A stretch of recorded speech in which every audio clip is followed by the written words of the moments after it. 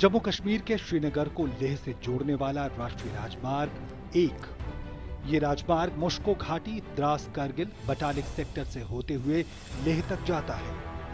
यही सड़क सियाचिन के दक्षिणी हिस्से में सैनिकों के लिए जरूरत के सामान पहुंचाती है। पाकिस्तानी सैनिक एलओसी पार कर भारतीय सीमा में स्थित चोटियों और पहाड़ों पर भारी हथियार और गोला बारूद के साथ छिपकर बैठ गए।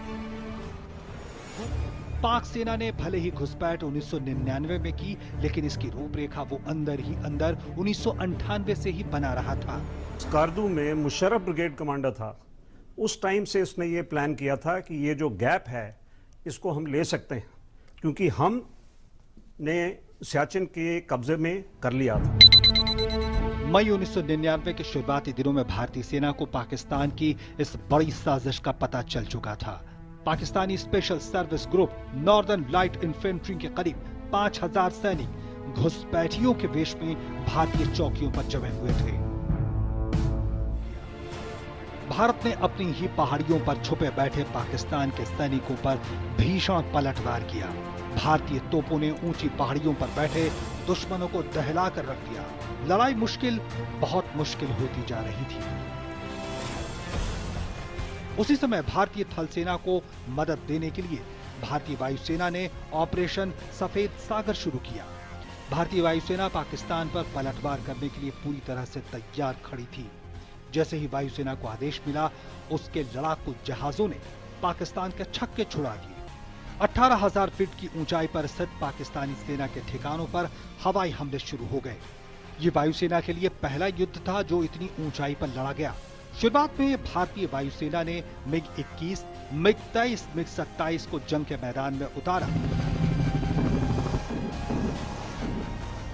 तोलोलिंग युद्ध का अभियान 20 मई 1999 को शुरू हुआ, जिसका जिम्मा 18 ग्रेनेडियर्स को दिया गया। तोलोलिंग पर कब्जा करने की कोशिश में 18 ग्रेनेडियर्स के 25 जवान शहीद हो चुके थे। ये अपने आप में बहुत बड़ी क्षति थी और इसका कारण स्पष्ट था।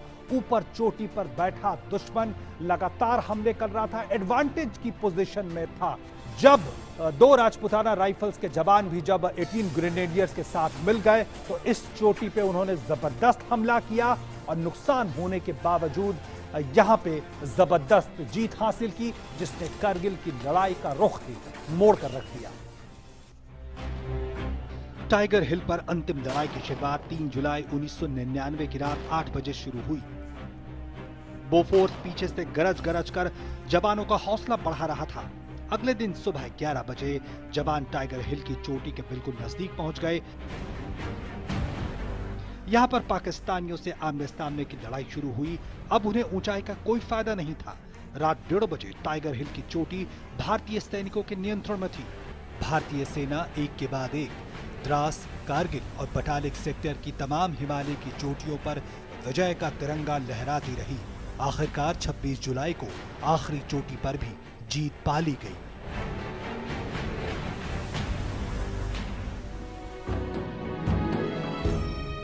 दो दशक पहले लिखी गई इस जांबाजी की दास्तान में हमारे 500 से ज्यादा जांबाजों ने अपना सर्वोच्च बलिदान दिया।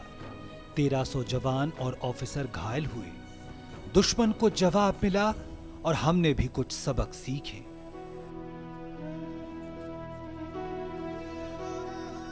ओम प्रकाश दास, DD न्यूज।